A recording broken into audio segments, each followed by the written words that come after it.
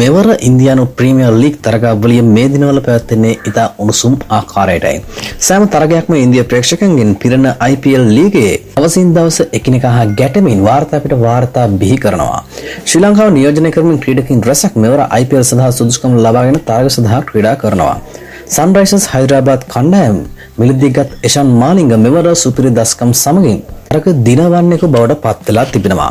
පසුගියදා පැවති චෙන්නයි super kings කණ්ඩායම සහ දිල්ලි කැපිටල්ස් කණ්ඩායම සමග තරග දෙකේදී ශ්‍රී ලංකා සුපිරි පන්දු යවන්නා වුණ එෂාන් මාලිංග කඩළු පිට කඩළු දවා ගනිමින් සන්රයිසර්ස් හයිදරාබාද් කණ්ඩායම ජයග්‍රහණය කිරීමට මම්පෙත් ඉවර කළා. චෙන්නයි සුපර් කිංස් සමග තරගයේදී ලකුණු 29කට කඩළු 3ක් දවා ගනිමින් තරගයේ වීරයා වුණු එෂාන් මාලිංග දිල්ලි කැපිටල්ස් සමග පැවති තරගයේදී ලකුණු 32කට කඩළු 4ක් දවා ගත්තේ ප්‍රේක්ෂකයින් මාවිත කරමින්. ඔහු මේ වන විට මෙවර IPL තරගාවලියේ වැඩිම කඩළු ලබා ගන්නන් අතරේ තුන්වන ස්ථානයේ පසුවන්නේ තරග 7කට කඩළු 12ක් දඩයම් කරමින්. එෂාන් මේ විදියට පිටියේ දස්කම් පාති ලොව සුපිරි ගණයේ ක්‍රිකට් මහත්මයා වරු සහ විස්තර විචාරකයන් පැවසුවේ මොහු සුපිරි ගණයේ පිතිකරුවන් කියවන්නෙකු බවයි. පන්දු පාලනය තැනට සුදුසු නොවන සහ දැඩි පීඩනයේදී තම පන්දු වාරයන් මෙහෙවන ආකාරය ඉතා විශිෂ්ට බවයි.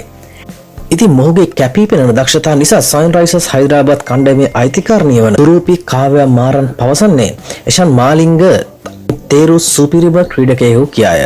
ඒ වගේම අප කණ්ඩායමේ කැපී පෙනෙන පන්දු යවන්නෙකු බවත් ඔහුගේ පන්දු යැවීමට මා දැඩි කැමැත්තක් ඇති බවත් සහ ඉදිරි IPL තරගාවලිය සඳහාද ඔහුව අපේ කණ්ඩායමට එක් කරගන්නා බවත් ඔහු වැඩිදුරටත් පවසත් තිබෙනවා.